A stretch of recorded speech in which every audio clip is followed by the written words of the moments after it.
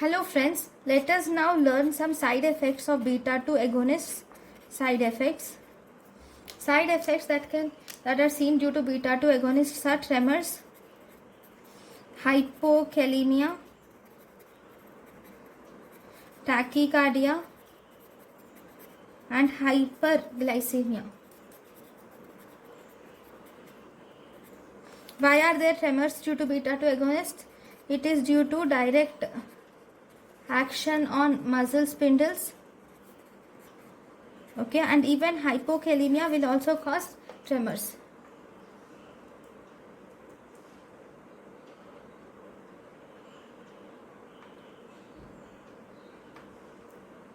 Thank you for watching.